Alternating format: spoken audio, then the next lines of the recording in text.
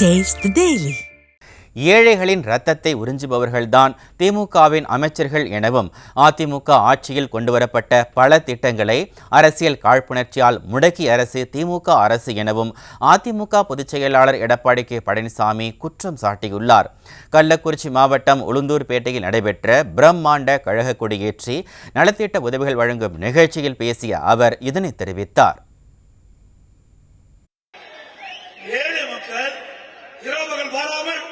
ரத்தத்தை நேர்மையாக சிந்தி உழைக்கின்ற அந்த உழைப்பாளி அங்கே கடைக்கு போய் அந்த வாட்டர் பாட்டில் வாங்கினா 10 ரூபாய் கொடுத்தா தான் அந்த பாட்டில் கொடுக்குறான்.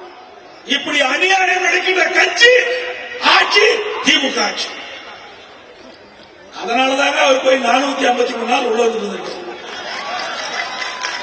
ஏன்னா இங்க இருக்கின்ற ஏழை வயிற்றுச்சல் வயிற்றெரிச்சல் இங்க இருக்கின்ற ஏழையுடைய வயிற்றெரிச்சல். ஆக எங்ககிட்ட போய் 10 ரூபாய் வாங்கலையா அப்படின்னு ஒவ்வொரு முறையும் கடைக்கு போகும்போதவா சொல்லிட்டு போனாங்க. ஆண்டவன் பார்த்தாங்க, உனக்கு சரியான தண்டனை கொடுக்குறேன்னு அவருக்கு 453 நாள் எங்க இருந்தாரு? ஜெயில இருந்தாரா? ரைட். ஆக 10 ரூபாய்னா சாதாரண நினைச்சுக்காதீங்க. ஒரு நாளைக்கு கிட்டத்தட்ட 1 கோடி பாட்டில் விற்குது. 1 கோடி பாட்டில்னா எவ்வளவு ஆச்சு? 10 கோடி ஆச்சு. மாசம் 300 கோடி, வருஷம் 3600 கோடி. இந்த ஏழைகளை உறிஞ்சவர் சாச்சா அவர்தான். தம்பி சொல்றாரு. ஆக ஏழைகளை விட்டு வைக்கவில்லை, ஏழைகளுடைய ரத்தத்தை உறிஞ்சிய அமைச்சர்கள் திமுக அமைச்சர்கள்.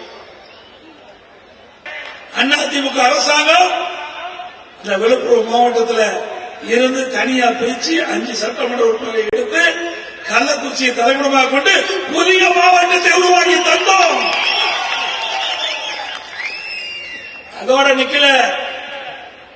அதுக்கு பிறகு மாவட்டம் உதயமானவுடன் மாவட்டத்திலே மருத்துவ கல்வியோட மருத்துவமனை வேண்டாங்க, அதையும் நாங்கள் கொடுத்தோம். 400 கோடியில் பிரம்மாண்டமான அரசு மருத்துவக் கல்லூரி மருத்துவமனை கொடுத்தோம். ஒரு பொண்ணு டாக்டர்.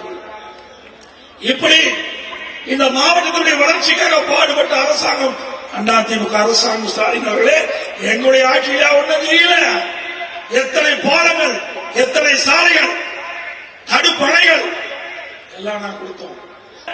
பிரம்மாண்டமான கால்நடை பூங்கா மாவட்டத்தினுடைய எல்லையில் இருக்குது.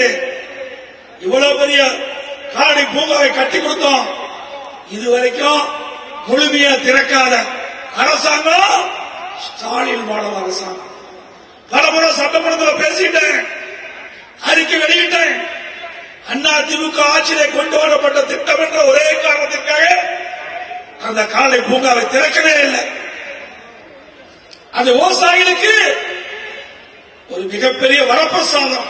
அந்த கால்நடை பூங்காவிலே கால்நடை ஆராய்ச்சி நிலையம்.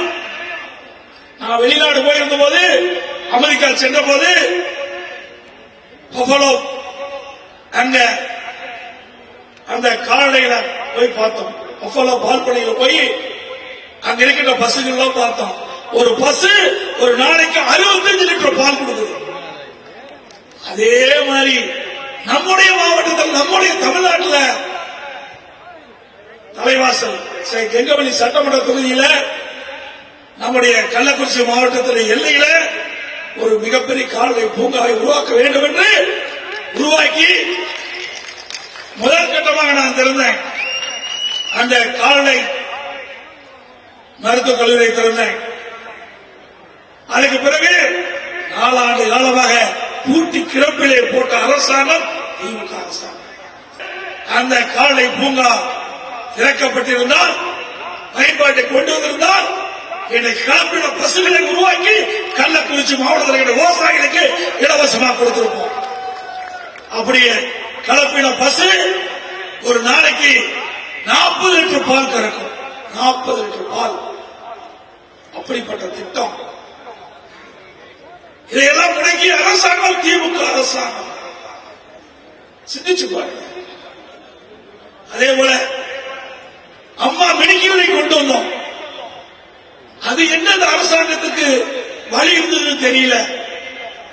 ஏழைகள் அதிகமாக வசிக்கின்ற பகுதி, அந்த பகுதியை தேர்ந்தெடுத்து அங்க ஒரு அம்மா மெடிக்கல் திறந்து முழுக்க முழுக்க இலவசமாக விவசாயிகள் அங்க இருக்கின்ற ஏழைகளுக்கு சிகிச்சை அளிக்க வேண்டும் என்று ஒரு நோக்கத்தோடு தமிழ்நாடு முழுவதும் 2000 அம்மா மெடிக்கலை கொண்டு வரப்படும் என்று அறிவிக்கப்பட்டு சுமார் 1850 அம்மா மெடிக்கல் திறந்தோம்.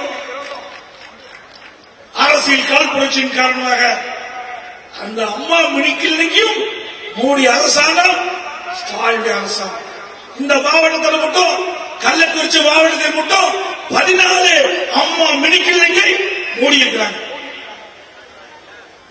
ஏழைகள் ஏதாவது நோய்வாய்ப்பட்டா அந்த பகுதியிலேயே அம்மா மெடிக்கல் இருக்கின்ற பொழுது போய் நீங்க சிகிச்சை பெற்று, அதுல என்ன உனக்கு கஷ்டம்? அதுல என்ன உனக்கு அரசியல் தேவை?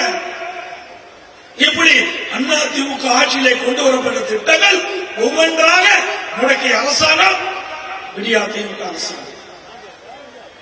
அதோட மருத்துவமனையில முழுமையா மருத்துவர் இல்ல, செவிலியர் இல்ல, மருத்துவ உதவியாளர் இல்ல. இப்படி அவ்வளவு நில தமிழகத்திலே விளங்குது. மருந்து இல்ல, அரசு மருத்துவமனையில மாத்திரை இல்ல. அதிமுக ஆட்சி இருக்கின்ற பொழுது அம்மா முதலமைச்சர் இருந்த பொழுதும் சரி, நான் முதலமைச்சர் இருந்த பொழுதும் சரி, தமிழ்நாட்டில் ஒட்டுமொத்தமாக அந்த மருந்துகளை எல்லாம் கொள்முதல் செய்யப்பட்டு ஒவ்வொரு அரசு மருத்துவமனைக்கும் 3 மாதத்திற்கு தேவையான மருந்து, மாத்திரை, ஊசிகள் வழங்கப்பட்டது அரசாங்கம்.